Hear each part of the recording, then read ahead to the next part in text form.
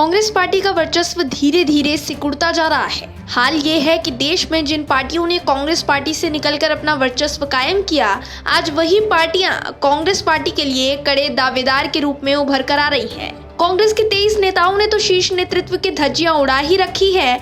साथ ही अब इन G23 नेताओं से ज्यादा G3 नेता कांग्रेस पार्टी के लिए कड़ी चुनौती बन चुके हैं, जिनमें टीएमसी की मुखिया ममता बनर्जी, एनसीपी मुखिया शरद पवार और जगन रेड्डी भी शामिल हैं। एक वक्त था जब ये तीनों नेता कांग्रेस पार्टी में ही थे, लेकिन कांग्रेस पार्टी और इन नेताओं के बीच में दरार ने इन तीनों नेताओं को अपने अपने क्षेत्र में इस कदर काबिल बना दिया है कि अब इन तीनों की पार्टियां कांग्रेस को कड़ी टक्कर दे रही हैं। इन तीनों नेताओं में इस वक्त सबसे बड़ी चुनौती ममता बनर्जी हैं, जिन्होंने साल 1998 में कांग्रेस से अलग होकर ऑल इंडिया तृणमूल कांग्रेस का गठन किया। इसके 11 साल बाद टीएमसी ने सीपीआईएम को हराने के लिए कांग्रेस के साथ गठबंधन किया। यह गठबंधन कारगर रहा और 1977 के बाद पहली बार लेफ्ट फ्रंट को राज्य में बहुमत नहीं मिला। टीएमसी कांग्रेस के गठबंधन ने साल 2011 विधानसभा चुनावों में एक बार फिर लेफ्ट कांग्रेस को हराया। हालांकि इस दौरान टीएमसी ने अपना आधार मजबूत किया और फिर साल 2014 के लोकसभा चुनावों में कांग्रेस को झटका देते हुए पार्टी ने अकेले चुनाव लड़ा। पार्टी ने राज्य की 42 में से 34 लोकसभा सीटें जीती। वहीं कांग्रेस की सीटें 6 से घटकर 4 पर आ गई थी। इसी वजह से देश के 3 बड़े राज्य पश्चिम बंगाल, महाराष्ट्र और आंध्र प्रदेश में कांग्रेस अपना दबदबा कायम नहीं कर पा रही है, क्योंकि तीनों राज्यों में कांग्रेस से बगावत किए हुए नेता ही सत्ता में बैठे हैं, जो कभी नहीं चाहेंगे कि कांग्रेस उनके राज्य में आए। इसलिए अंदरूनी बगावत कर बैठे G23 के नेताओं से तो कांग्रेस कैसे न कैसे निपट ही लेगी, पर इन G3 नेताओं से नहीं निपटी तो 3 राज्यों से कांग्रेस को पूरी तरह से हाथ धोना पड़ सकता है। महाराष्ट्र में महाविकास अघाड़ी सरकार को मनसुख हिरेन केस में बीजेपी के सामने झुकना पड़ा है। मनसुख की हत्या को लेकर पहले से ही महाराष्ट्र सरकार सवालों के घेरे में है। हत्या आरोपी एपीआई सचिन वझे को महाराष्ट्र सरकार बचा रही थी, लेकिन बीजेपी ने वझे को लेकर सवाल खड़ा किया तो अब क्राइम ब्रांच से वझे को हटाने का आदेश दिया गया है। अब सचिन वझे को पुलिस महकमे में किसी दूसरे विभाग में ट्रांसफर किया जाएगा। अनिल देशमुख ने इस बात की जानकारी महाराष्ट्र विधानसभा में दी। दरअसल मनसुख हिरेन की पत्नी विमला हिरेन ने सचिन वझे पर उनके पति की हत्या का आरोप लगाया है। उन्होंने कहा है कि वझे ने उनके पति से कहा था कि वो एंटीलिया मामले में गिरफ्तार हो जाए, उसके बाद वो उनकी बेल करवा देंगे। जिसके बाद विपक्षी नेता और पूर्व सीएम देवेंद्र फडणवीस ने विधानसभा में बड़ा आरोप लगाते हुए कहा था कि सचिन वझे ने मनसुख का कत्ल किया है। उन्होंने कहा कि यह आरोप मनसुख की पत्नी ने लगाया है।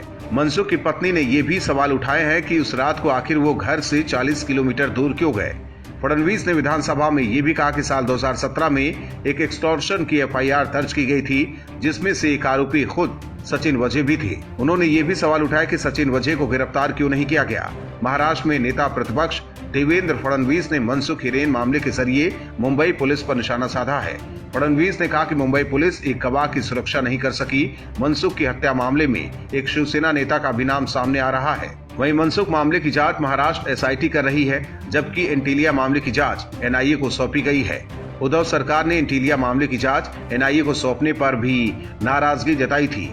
ऐसे में ये भी देखना होगा कि क्या मनसुख की हत्या का सच सामने आता है या नहीं, क्योंकि इस मामले में आरोप मुंबई पुलिस के अधिकारी पर लग रहे हैं। देश के 5 राज्यों में विधानसभा चुनाव होने वाले हैं। हर राज्य में बीजेपी अपनी जमीन मजबूत करती हुई आगे बढ़ रही है। ऐसे में अगर बीजेपी के ही किसी मंत्री ने बीजेपी पार्टी की छवि बिगाड़ने की कोशिश की तो केंद्र की तरफ से मंत्रियों को बड़ा खामियाजा भुगतना पड़ सकता है। हाल ही में उत्तराखंड के मुख्यमंत्री त्रिवेंद्र सिंह रावत ने मुख्यमंत्री पद से इस्तीफा दे दिया है। सभी का एक ही सवाल था कि आखिर पार्टी ने अचानक रावत को सत्ता से बेदखल करने का फैसला क्यों लिया। इस सवाल का जवाब भी अब मिल गया है। दरअसल त्रिवेंद्र सिंह रावत को लेकर बीते 1 साल से विधायकों और मंत्रियों में असंतोष की खबरें आ रही थी। शिकायतें दिल्ली तक पहुंची थी। उत्तराखंड में परिवर्तन तय होने के साथ ही हरियाणा और कर्नाटक की राज्य सरकारों को भी संकेत दे दिया गया है कि अगर वहां पर सब कुछ ठीक नहीं चला तो इसी तरह से केंद्रीय नेतृत्व बड़े कदम उठा सकता है। उत्तराखंड के साथ जिन 2 और राज्यों में असंतोष बढ़ता रहा है, उनमें कर्नाटक प्रमुख है। हरियाणा में भी स्थिति कुछ खास ठीक नहीं है। कर्नाटक में मुख्यमंत्री बीएस येदियुरप्पा के खिलाफ कई बार आवाज उठ चुकी है। वहीं हरियाणा में किसान आंदोलन को लेकर मुख्यमंत्री मनोहर लाल खट्टर पर सवाल लगातार खड़े हो रहे हैं। गौरतलब है कि इसके पहले झारखंड में भाजपा ने तत्कालीन रघुवर दास सरकार के खिलाफ असंतोष को नजरअंदाज किया था, जिसका खामियाजा उन्हें विधानसभा चुनाव में पराजय का सामना कर चुकाना पड़ा था। अब पार्टी इस तरह की कोई स्थिति सामने नहीं आने देना चाहती है। उत्तराखंड में विधानसभा चुनाव से लगभग साल भर पहले भाजपा नेतृत्व में मुख्यमंत्री बदलने का फैसले ने ये साफ कर दिया है कि वह आने वाले चुनाव में पूरी तैयारी के साथ जाएगी और किसी तरह के असंतोष को सहन नहीं करेगी। बीजेपी के इन फैसलों से साफ पता चल रहा है कि केंद्र नेतृत्व किसी तरह की लापरवाही ना अपनाते हुए अब कड़े रुख पर अड़ गया है।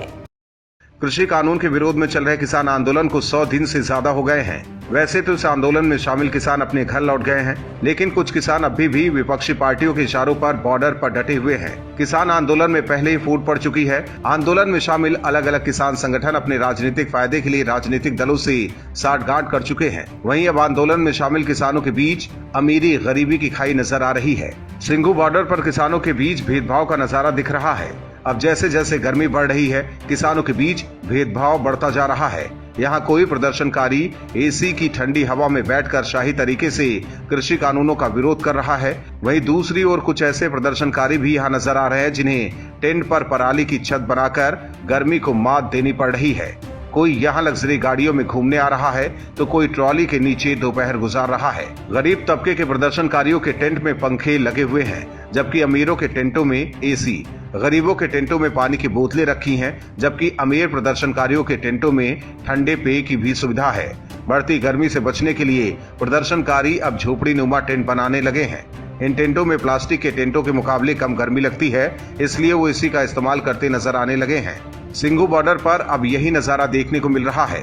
किसानों के बीच भेदभाव बढ़ने से अब आंदोलन बदल चुका है। ऐसा लग रहा है कि यह आंदोलन नहीं बल्कि अपने फायदे के लिए लोग अलग अलग टेंट लगाकर डेरा डाले हुए हैं। वहीं इस आंदोलन में शामिल किसान संगठन भी अब बॉर्डरों पर नजर नहीं आ रहे हैं, बल्कि एसी गाड़ी में बैठकर गांव-गांव पंचायत करने में जुटे हैं। हालांकि आंदोलन को ठंडा पड़ता देख अब केंद्र सरकार ने भी किसान संगठनों से बातचीत बंद कर दी है। 5 राज्यों में होने वाले विधानसभा चुनाव से पहले कांग्रेस की हालत और खराब होती जा रही है। कांग्रेस को सबसे ज्यादा परेशानी उन राज्यों में हो रही है जहां हाल के दिनों में पूर्व कांग्रेस अध्यक्ष राहुल गांधी ने दौरा किया था। तमिलनाडु में राहुल के दौरे के बाद डीएमके और कांग्रेस में बात नहीं बन रही थी। वहीं केरल में राहुल गांधी के दौरे के तुरंत बाद कांग्रेस के 4 स्थानीय नेताओं ने इस्तीफा दे दिया। हालांकि केरल में कांग्रेस की मुश्किलें यही खत्म नहीं हो रही है। कभी गांधी परिवार के वफादार रहे और केरल के वरिष्ठ नेता पीसी चाको ने पार्टी छोड़ दी है। चाको ने अपना इस्तीफा कांग्रेस अध्यक्ष सोनिया गांधी को भेज दिया है। इसके साथ ही उन्होंने नेताओं पर गुटबाजी करने का आरोप लगाया है। चाको की माने तो केरल में कांग्रेस 2 अलग अलग पार्टियों की तरह काम कर रही है। चाको ने कहा है, केरल एक महत्वपूर्ण चुनाव का सामना करने जा रहा है। लोग चाहते हैं कि कांग्रेस वापस आए, लेकिन कांग्रेस के शीर्ष नेताओं द्वारा समूहवाद फैलाया जा रहा है।